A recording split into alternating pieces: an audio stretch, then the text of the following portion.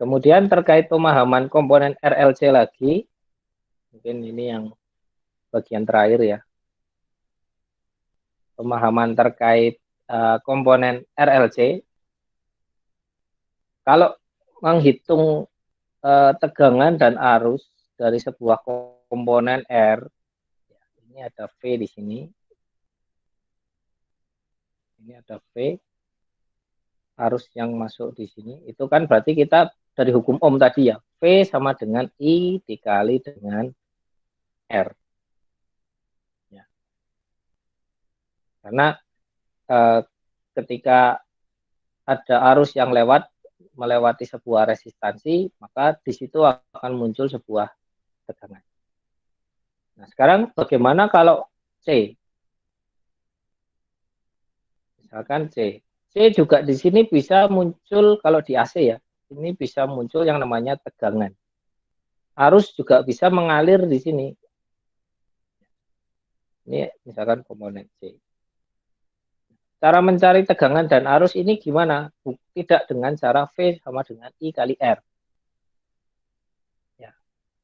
Karena prinsipnya tidak seperti resistor. Tidak seperti resistansi di sini. Kalau resistansi, di situ ada arus, maka di situ juga akan ada langsung muncul di saat yang sama juga akan muncul tegangan. Kalau resistansi kan prinsipnya gitu. Dikasih tegangan di saat itu juga langsung arus keluar. Tapi kalau C, ya kita belajar dari simbol lagi. Ini simbol sebenarnya banyak maknanya. Ya, kalau C itu tidak bisa langsung kita menggunakan rumus V sama dengan I kali R. Ya. Nah terus rumusnya apa Pak? Gitu kan. Nah kita pahami dulu prinsip kerjanya. Jadi ketika ada komponen kapasitor, kita kasih arus ya, misalkan ini ada arus lewat di sini, maka arus itu nggak bisa langsung keluar di sini, itu nggak bisa. Ya. Ini arus masuk, ini arus keluar.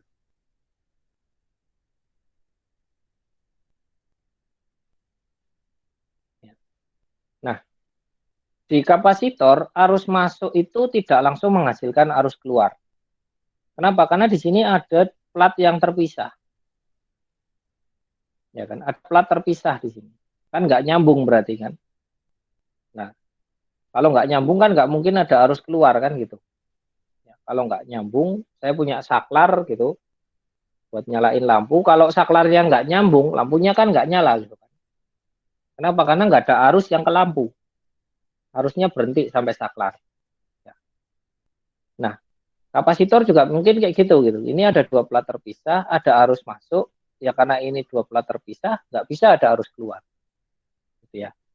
Nah, tapi ketika kita menggunakan AC, ya karena dia punya frekuensi, maka pada suatu titik tertentu dua lempeng ini akan punya tegangan. Ya, jadi di lama-lama ini di sini muncul tegangan nih di dua titik ini nih. Dua plat ini akan muncul tegangan. Ya. Ketika tegangan sudah muncul di sini, ya, jadi di sini sudah terkumpul tegangan, baru arus keluar. Gitu. Istilahnya ketika tegangan di sini sudah muncul, maka antara plat yang kiri dengan plat yang kanan ini akan terhubung melalui larutan elektrolit tadi. Ya. Di sini kan ada elektrolitnya. Ya. Maka bisa dikatakan di komponen C harus keluar itu setelah tegangan muncul pada C. Ya. Jadi arus akan keluar ketika tegangan itu sudah muncul pada C. Jadi ini tidak langsung muncul tegangan di sini. Dia akan membutuhkan proses sepersekian detik ya supaya di sini menghasilkan tegangan. Jadi setelah ada tegangan di sini baru arusnya bisa keluar. Atau istilahnya ini V itu leading, I itu lagging, gitu ya. Maksudnya tegangan itu duluan, arus itu belakangan, gitu ya. Leading itu kan memimpin gitu ya, mendahului. I itu lagging, itu belakangan gitu ya. Jadi tegangan duluan, kemudian baru arus belakangan. Karakteristik dari C itu untuk AC seperti itu.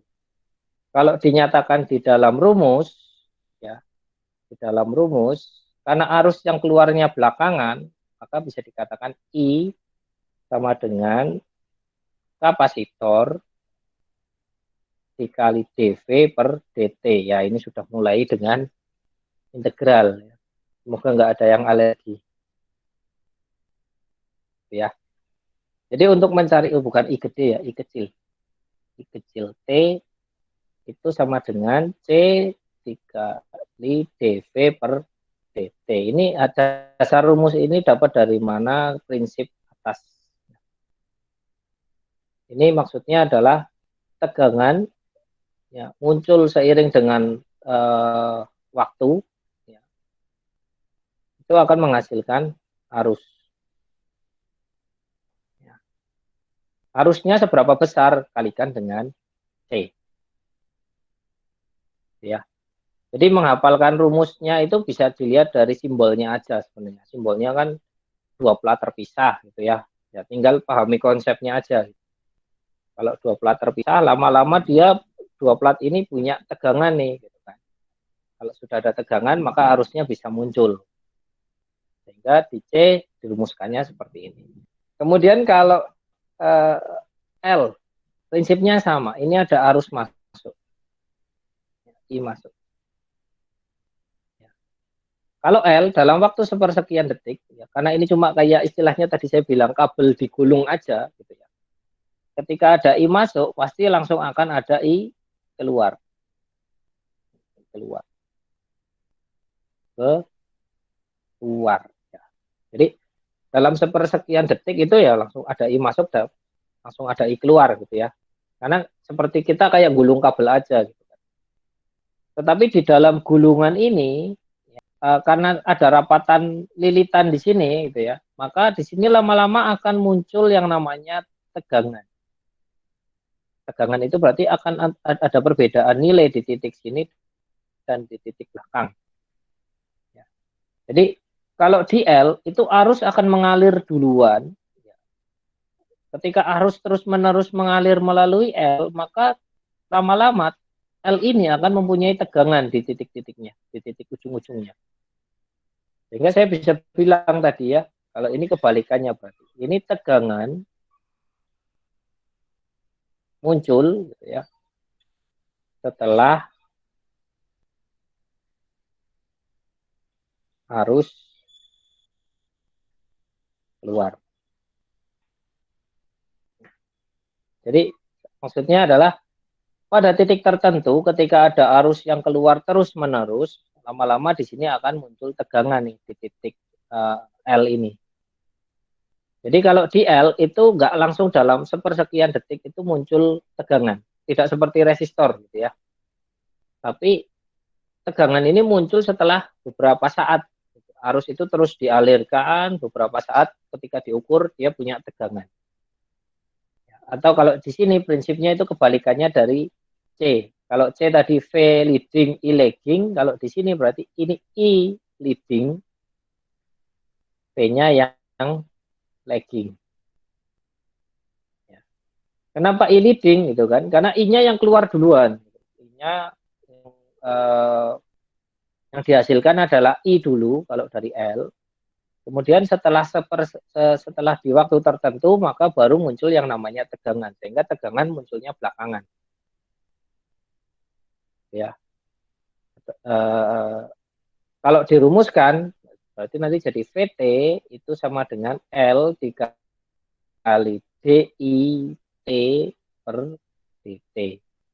Ya. Jadi ini rumusnya. Prinsipnya dari situ.